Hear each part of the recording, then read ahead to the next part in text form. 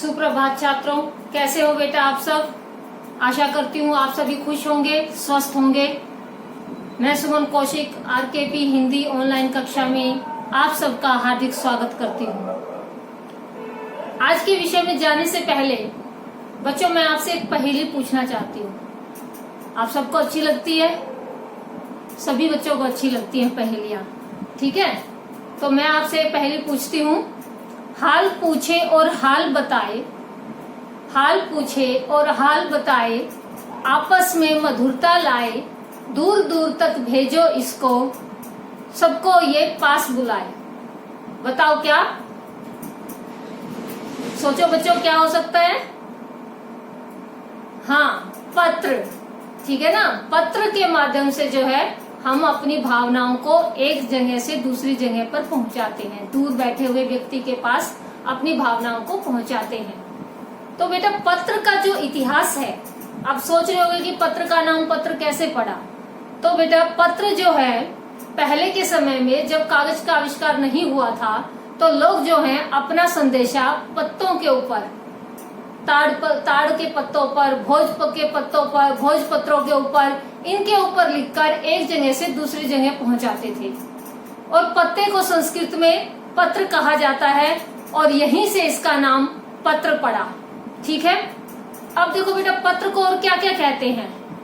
पत्र को हम चिट्ठी कहते हैं, खत कहते हैं। तो ये जो है पत्र के पर्यायवाची है। अब बात आती है पत्र होते कितने प्रकार के हैं, ठीक है। तो पत्र जो है बेटा दो प्रकार के होते हैं, औपचारिक पत्र और अनौपचारिक पत्र। अब ये क्या है, दोनों में क्या अंतर है, तो ये अब हम जानेंगे कि औपचारिक पत्र और अनौपचारिक पत्र में क्या अंतर होता है। देखो बेटा, औपचारिक पत्र वो होते हैं जिसके अंदर हम औपचारिकताओं को निभाते हैं, जो कि हम किसी कार्यालय के अंदर लिखते हैं, किसी बड़े अधिकारी को लिखते हैं, जिन लोगों से हमारा व्यक्तिगत रूप से संबंध नहीं होता है। ऐसे लोगों को जब हम पत्र लिखते हैं, वो पत्र हमारे औपचारिक पत्र कहलाते हैं, ठीक है। और अनौपचारिक पत्र वो होते हैं बेटा जो हम अपने मित्रों को, अपने रिश्तेदारों को लिखते हैं, तो वो हमारे अनौपचारिक पत्र कहलाते हैं, ठीक है। आज का जो हमारा विषय रहेगा वो रहेगा औपचारिक पत्र। औपचारिक पत्र जो है कितने प्रकार के होते हैं। देखो, औपचारिक पत्र जो है 6 प्रकार के होते हैं। कौन कौन से? सबसे पहले होता है बेटा हमारा कार्यालयी पत्र। जैसा कि इसके नाम से ही पता चल रहा है, कार्यालयी मतलब जो कार्यालयों के अंदर लिखे जाते हैं। कार्यालय मतलब मान लो किसी ऑफिस के अंदर किसी ऑफिसर को लिखा जाता है, तो ऐसे पत्रों को हम क्या कहते हैं? कार्यालयी पत्र कहते हैं। मान लीजिए कहीं पर जो है किसी कार्यक्रम का आयोजन किया गया है और वहाँ किसी वरिष्ठ अधिकारी को आप निमंत्रण कर देना चाहते हैं, उनको बुलाना चाहते हैं अपने कार्यक्रम में, तो उनको जो पत्र लिखेंगे वो हमारे कार्यालयी पत्र कहलाएंगे, ठीक है बेटा। उसके बाद आते हैं हमारे व्यवसायिक पत्र। व्यवसायिक पत्र, इसके भी नाम से ही पता चलता है, जो व्यवसाय से संबंधित लिखे जाते हैं। जैसे पुस्तक विक्रेता से पुस्तक मंगवाने के लिए लिखा, खेल सामग्री मंगवाने के लिए लिखा। तो व्यवसाय से संबंधित जिन पत्रों को लिखा जाता है वो पत्र हमारे व्यवसायिक पत्र कहलाते हैं। उसके बाद आता है हमारे आवेदन पत्र। आवेदन पत्र होता है बेटा कि अब कोई भर्ती निकली हुई है, किसी नौकरी के लिए जो पद की भर्ती निकली हुई है, तो वहां पर जब आप उसके लिए पत्र लिखते हैं, ठीक है, अपनी भर्ती दर्ज करवाने के लिए, उस पद के लिए या उस पद पर नियुक्त होने के लिए पत्र लिखते हैं, तो वो पत्र जो है आवेदन पत्र कहलाते हैं। क्लियर? उसके बाद आता है बेटा प्रार्थना पत्र। अब प्रार्थना पत्र वो होते हैं जो जिसमें कोई प्रार्थना की जाती है, इनको हम विद्यालयी पत्र भी कहते हैं, ठीक है। तो जो मान लो विद्यालय में आपको अवकाश चाहिए, तो अवकाश प्राप्त हेतु पत्र लिखते हैं, जुर्माना माफी हेतु पत्र लिखते हैं, ठीक है, फीस माफी के लिए पत्र लिखते हैं। तो ये पत्र जो है प्रार्थना पत्र कहलाते हैं, ठीक है। आगे है बेटा शिकायती पत्र। तो इनको हम जो है, ये जो शिकायती पत्र होते हैं, इसमें किसी एक व्यक्ति की शिकायत नहीं होती, किसी जो है जन समूह की शिकायत, सार्वजनिक शिकायत होती है।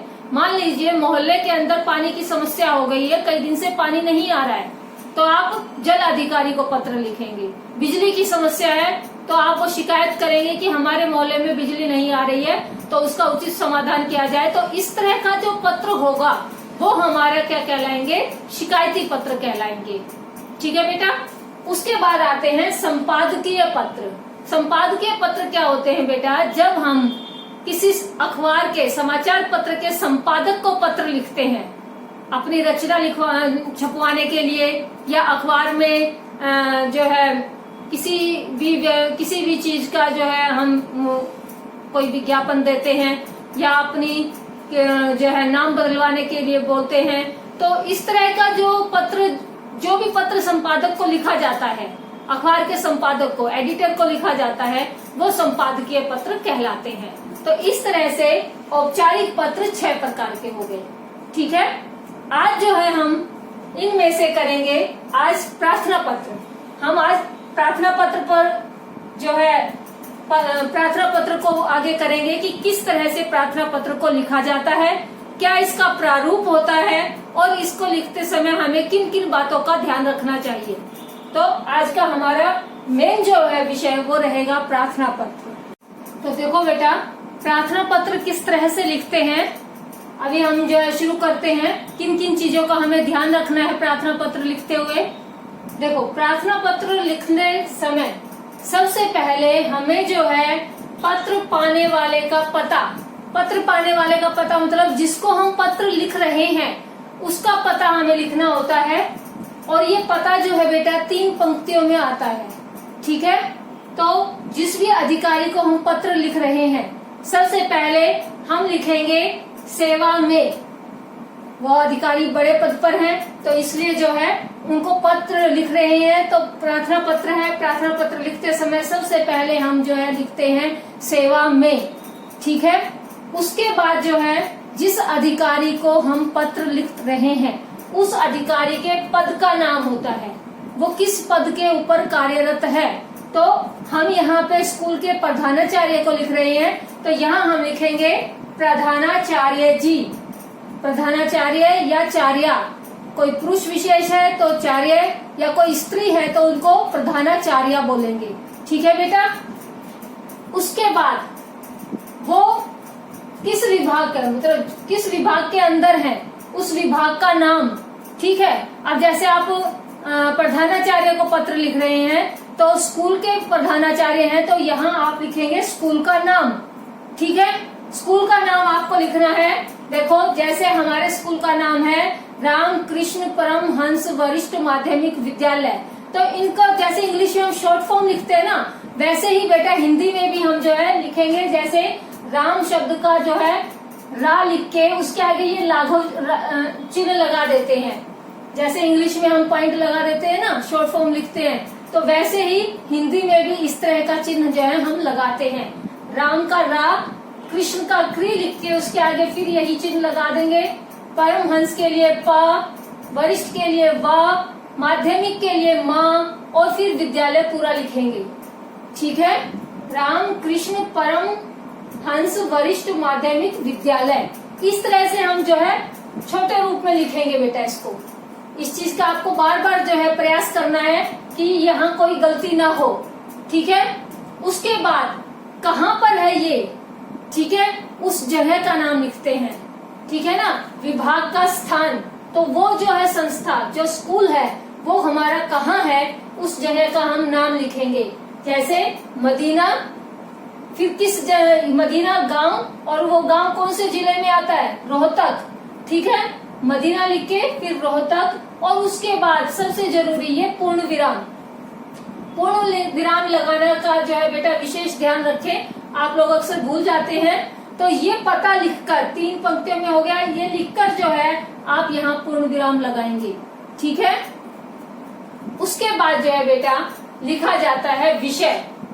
अब विषय कैसे, क्यों लिखा जाता है, देखो विषय लिखने से पहले जो है हम एक पंक्ति छोड़ेंगे। ठीक है। तो यहाँ पर हमने जो है एक पंक्ति छोड़ देंगे, और विषय लिखने के बाद भी एक पंक्ति छोड़ेंगे। क्यों, देखो सबसे पहले तो बेटा जिस भी अधिकारी को हम पत्र लिख रहे हैं, ठीक है, वो अधिकारी जो है उनके पास इतना समय नहीं होता कि आपके पूरे पत्र को वो पढ़ें। वो क्या करते हैं, विषय को देखते हैं कि किस चीज से संबंधित ये पत्र लिखा गया है। तो हम विषय को जो है इसीलिए जो है स्पष्ट लिखते हैं, एक लाइन ऊपर छोड़ेंगे, एक पंक्ति ऊपर एक पंक्ति नीचे, ताकि वो उस पर ध्यान जाए। ठीक है, तो अब हमारा जो पत्र है वो है, हम अवकाश हेतु प्रार्थना पत्र लिख रहे हैं। तो यहाँ हम जो विषय लिखेंगे उसमें हम लिख देंगे अवकाश हेतु। ठीक है, उसके बाद जो है पूर्ण विराम लगाएंगे। आ गया बेटा समझ में? इस विषय लिखने के बाद एक पंक्ति फिर छोड़ेंगे। ठीक है, उसके बाद जो भी अधिकारी है उसको संबोधित करेंगे। ठीक है, आदर के साथ उनको संबोधित करेंगे। वरिष्ठ अधिकारी है, बड़े हैं, तो औपचारिकताओं का ध्यान रखना है। इसीलिए इन पत्रों को हम औपचारिक पत्र बोलते हैं, जहां औपचारिकताओं का ध्यान रखा जाता है। तो यहाँ पे हम लिखेंगे श्रीमान जी। ठीक है, महोदय, महोदय भी लिख सकते हैं, श्रीमान जी भी लिख सकते हैं। ठीक है बेटा, महोदय या महोदया। ठीक है, उसके बाद क्या करेंगे बेटा, अब हमारा जो है अगला आ जाता है विषय विस्तार। विषय वस्तु मतलब हम किस चीज के लिए पत्र लिख रहे हैं उसको बताएंगे, अपना विषय लिखना शुरू करेंगे। ठीक है, तो उसमें हम लिखने से पहले क्या करेंगे, जब हम ये लिखना शुरू करेंगे एक शब्द को की जगह छोड़कर उसके आगे लिखना शुरू करेंगे। ठीक है, और जब हम लिखना शुरू करते हैं अपना विषय विस्तार को, विषय वस्तु को लिखना शुरू करते हैं, तो प्रार्थना पत्र है तो निवेदन के साथ लिखेंगे। ठीक है ना, अधिकारी को हम जो है निवेदन करेंगे। तो लिखना कैसे है, सविनय निवेदन यह है। सविनय मतलब विनय के साथ। ठीक है, विनय के साथ अनुरोध है या निवेदन है कि अब आप बताएंगे कि पहले आप हैं कौन, अपना परिचय देंगे। ठीक है ना, तो मैं आपके विद्यालय की कक्षा 4वीं का छात्र हूँ। छात्र हूँ, लड़का है तो छात्र लिखेगा, लड़की है तो छात्रा लिखेगा। ठीक है, तो ये आपने पहले जो है इस पंक्ति के अंदर अपना परिचय दिया। ठीक है, कि आप हैं कौन। ठीक है, तो आपने बताया कि मैं आपके विद्यालय की कक्षा 4वीं का छात्र हूँ। अब जो है आप अपनी बात रखेंगे, अपनी समस्या रखेंगे कि क्या वजह है, किस वजह से आप जो है अवकाश लेना चाह रहे हैं। तो यहाँ पर आप लिख देंगे कि मेरी बहन की शादी दिनांक 30 अप्रैल 2021 को तय हुई है। तो यहाँ पे आप दिनांक बताएंगे, और दिनांक ऐसे लिखेंगे बेटा, अब 30 जो दिन है वो यहाँ पे ऐसे अंकों में, उसके बाद महीना जो है इस तरह से आप हिंदी में लिखेंगे, और फिर जो है साल। ठीक है, तो ये आपने अब कारण बताया। ठीक है, अब बताना है कि मैं आ नहीं सकता हूँ स्कूल में क्योंकि विवाह में मेरा जाना जरूरी है। बहन की शादी है तो जाना जरूरी है। तो आप इसमें कारण बता रहे हैं कि किस लिए जो है आप स्कूल नहीं आ पाएंगे। तो ये उन्होंने अपनी बात रखी। उसके बाद जो है आप उनसे अनुरोध करेंगे अवकाश प्राप्ति के लिए। ठीक है, तो अतः आपसे निवेदन है, निवेदन करेंगे, अनुरोध करेंगे कि आप मुझे दिनांक, अब किस दिनांक से किस दिनांक तक का आपको अवकाश चाहिए वो आप उन्हें बताएंगे स्पष्ट रूप से, कि दिनांक 29 अप्रैल 2021 से दिनांक 1 मई 2021 तक का अवकाश प्रदान करें। ठीक है, तो ये उन्होंने जो है अपना अनुरोध रखा कि निवेदन यह है, अतः आपसे निवेदन है कि मुझे दिनांक इस दिनांक से इस दिनांक तक का अवकाश प्रदान करें। फिर उसके बाद आप उनको क्या लिखेंगे कि मैं आपका आभारी रहूंगा, आप उनको आभार प्रकट करेंगे। ठीक है ना, आप जो है प्रार्थना कर रहे हैं, प्रार्थना करने के बाद जो है उनका आभार प्रकट करना है। फिर आप लिखेंगे मैं आपका आभारी रहूंगा। ठीक है, या फिर आप यहाँ ये भी लिख सकते हैं कि आपकी अति कृपा होगी। इसको जो है अगली लाइन में लिख देंगे। ठीक है, नहीं तो आप जो है इसमें भी जैसे मैं आपका आभारी रहूंगा यहाँ भी लिख सकते हैं। और अगर आप लिख रहे हो कि आपकी अति कृपा होगी तो आप जो है अगली लाइन में उसको लिखेंगे।